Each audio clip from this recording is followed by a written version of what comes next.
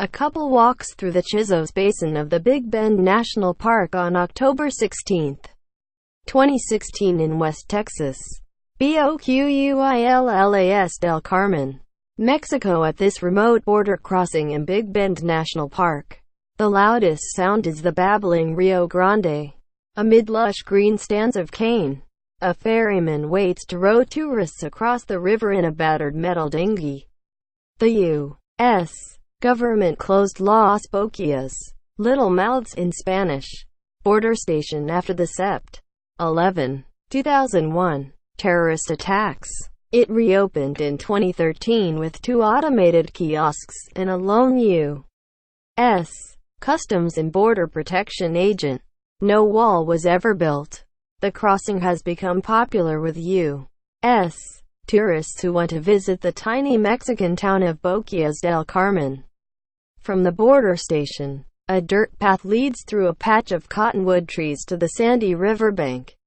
In the shadow of the Sierra del Carmen Mountains, Melissa Eberson picked her way toward the rowboat recently with her husband, Hal, a county judge in Kissimmee, FLA. It was their first trip to the park for the couple, both in their early 50s.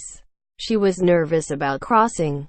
"It's the unknown," she said, but he was grinning, excited. "I've never been to Mexico, so this was my chance," he said as they prepared to board.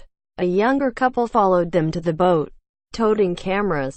The ferryman, Carmelo Sandoval, who wore cowboy boots and a silver cross, ushered the group aboard. It took him just a few minutes to row across the green, swirling river. Sandoval has been working the crossing for 5 years, and said business has been good. 300 people cross daily over Thanksgiving, and he expected at least 200 a day during the winter holidays.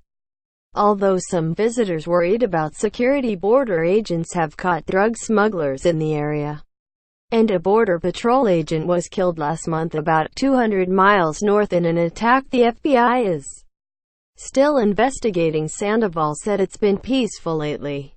He pointed at the thick brush on the U.S. side and described the limits of the security measures. Nothing more than cameras. On the Mexican side, Sandoval helped the couples off of his boat and up a dusty hill where a dozen men huddled around the remains of a mesquite fire. Some had migrated from as far south as the Guatemalan border to work the crossing.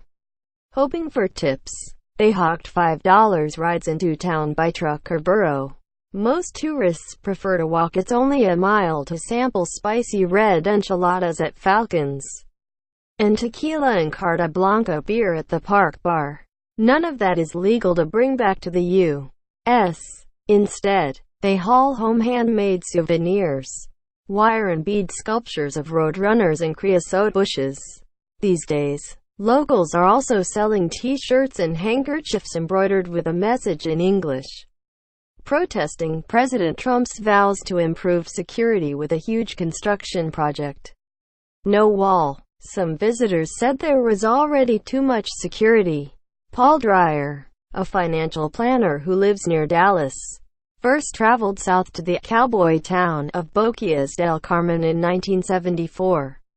Back then, there was no border patrol checkpoint. He and his friends used to hike or swim across the river to strum guitars at the park bar. This was the Boquillas that Texas country singer Robert Earl Keen extolled in his 1994 song, Gringo. Honeymoon. Tied our donkeys to an ironwood tree by the street where the children play. We walked in the first place we could see, serving cold beer in the shade. On this visit, Dreyer and his family checked in with the agent at the gate, and then took turns scanning their passports at one of the kiosks. An agent working remotely from El Paso, 275 miles west, gave them final clearance. "The vibe is not the same," Dreyer said. "The town's not the same. Not as laid back. A lot more souvenirs for sale. You see all those guys with the burros. They're just waiting. When you see that many guys waiting for $5, they're hurting." Dreyer was at the crossing a couple of days after the Sept. 11 attacks when it closed and the region fell quiet. He remembered how the town was cut off afterward. When churches sent food and other relief, tourism plummeted. Even regulars like Dreyer stopped going. This was his first visit in 16 years. His group bought an orange "No Wall" t-shirt and one of the embroidered handkerchiefs.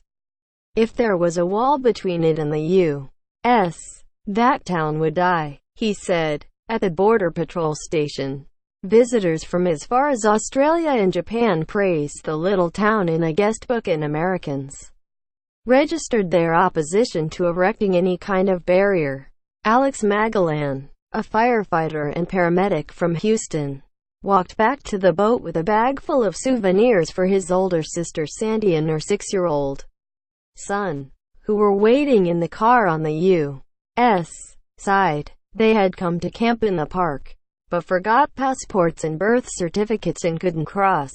The siblings grew up to the east in the Rio Grande Valley, where drug-related violence on the Mexican side of the border has decimated tourism.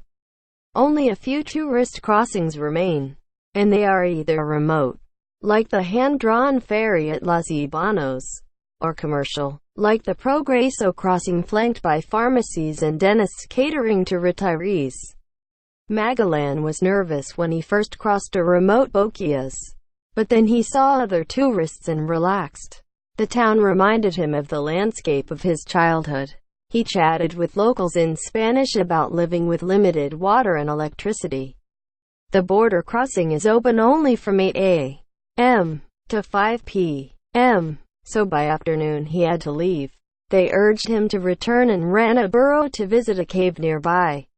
His sister was intrigued. Did he try the enchiladas? She asked. No. Tacos? How were the tortillas? She wanted to know. Possibly a mix of flour and corn. He said. Did people speak a different Spanish dialect? You should go next time, Magalan said, drawing a smile from his sister. I will. Quote,